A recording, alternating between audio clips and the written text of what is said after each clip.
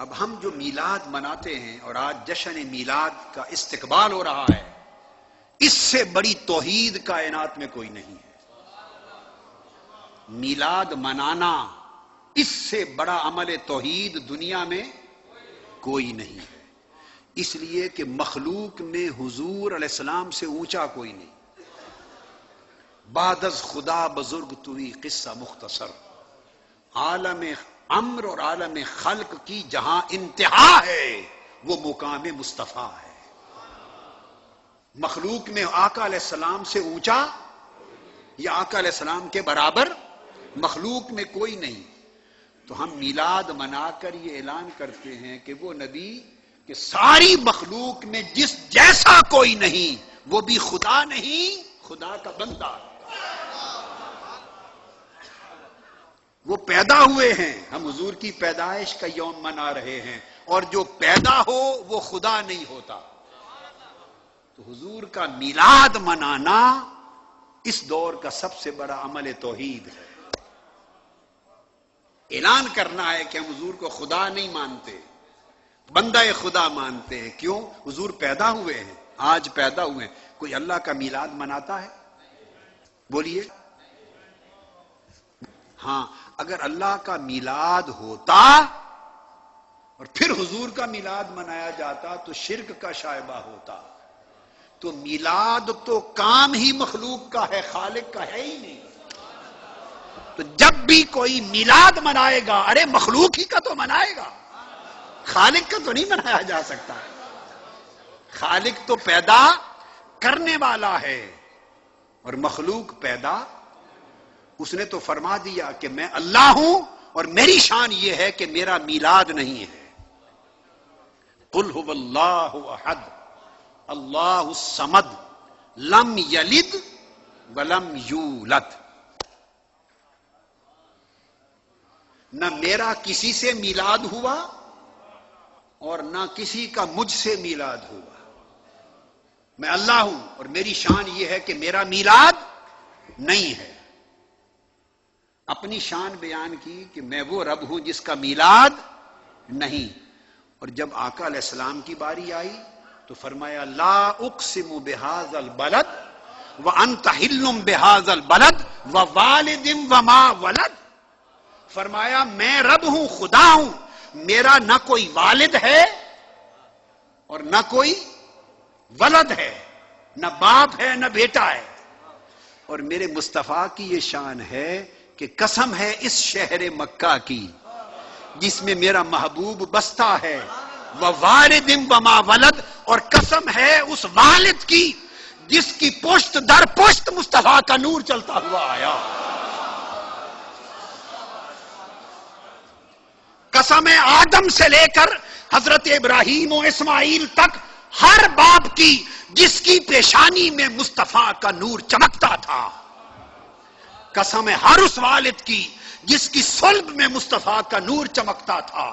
ووالدن، سو قسم ہے تنکیر ہے، قسم ہے ہر اس والد کی جس کی پیشانی نور مصطفیٰ سے چمکتی رہی۔ وما ولد، اور قسم ہے اس مولود کی جس کا میلاد اس شہر مکہ میں ہوا۔ چونکہ ما قبل ذکر مکہ ہے، ما قبل ذکر مکہ ہے، ورنہ والد و مولود کی قسم کھانی تھی تو شہر مکہ کی قسم پہلے کھانے کی کیا ضرورت ہے؟ تو شہر مکہ کی قسم اور وما ولد کی قسم، ان کے درمیان ایک ربط ہے۔ تو گویا بتایا میں خدا ہوں سو میرا میلاد نہیں، یہ میرا محبوب مصطفیٰ ہے، یہ بندہ خدا ہے سو اس کا میلاد ہے۔ سو لوگو میری عبادت کیا کرو، اس کی اطاعت کیا کرو، میری بندگی اختیار کیا کرو، اس کے میلاد کے جشن منایا کرو۔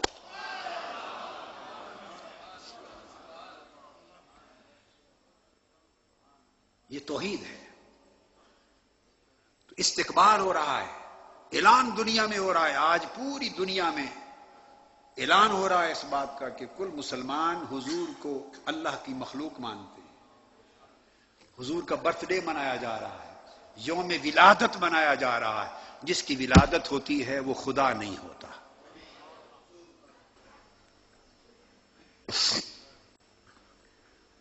تو سیدنا یحییٰ علیہ السلام کے بچپن کا ذکر کیا، پھر آپ کی سیرت کا ذکر کیا. ہمارے ہاں ایک بدقسمتی ہو گئی، ہم نے میلاد اور سیرت میں جھگڑے کرا دیے.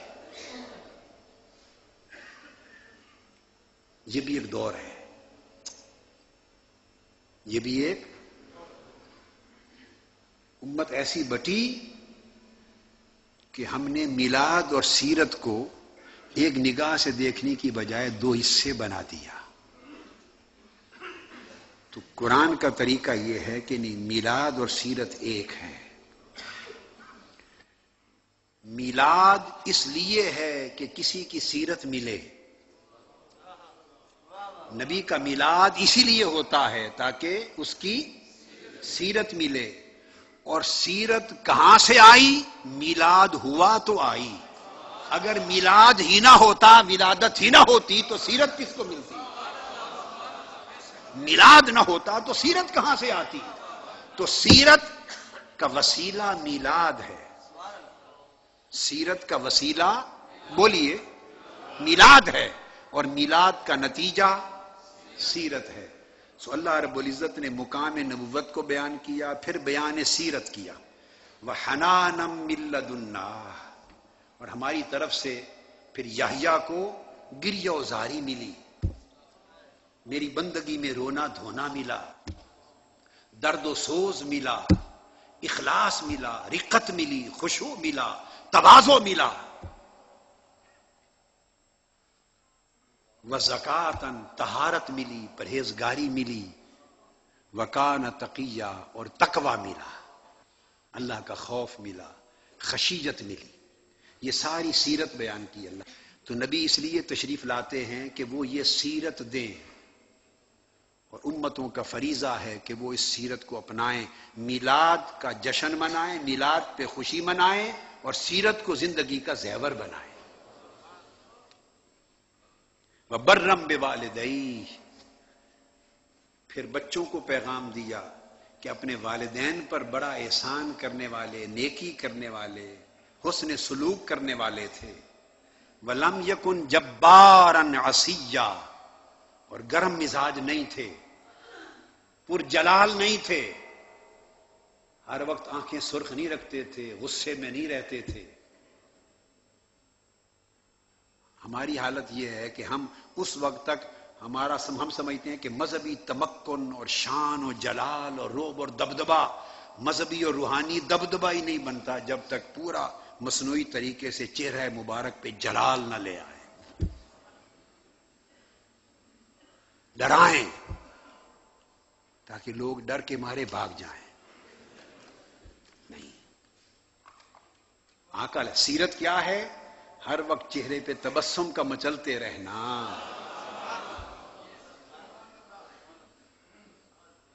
آقا علیہ السلام کے بارے میں ارشاد فرمایا سیدنا مولا علی المرتضیٰ نے، حضور کی صورت و سیرت یہ تھی کہ کوئی دور سے دیکھتا تو اس پر رعب طاری ہو جاتا، اور کوئی پاس بیٹھ جاتا تو حضور کے پیار میں گرفتار ہو جاتا.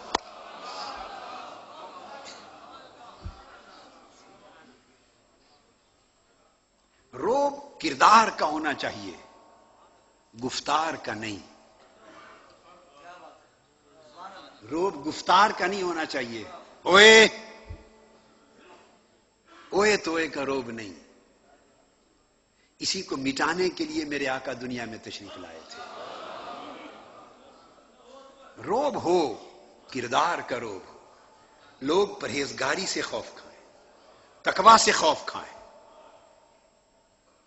تو میں عرض یہ کر رہا تھا کہ فرمایا لم یکن جبارن، سخت گیر نہ تھے، غضبناک ہونے والے نہ تھے، ڈانٹ ڈپٹ پلانے والے نہ تھے حضرت یحییٰ.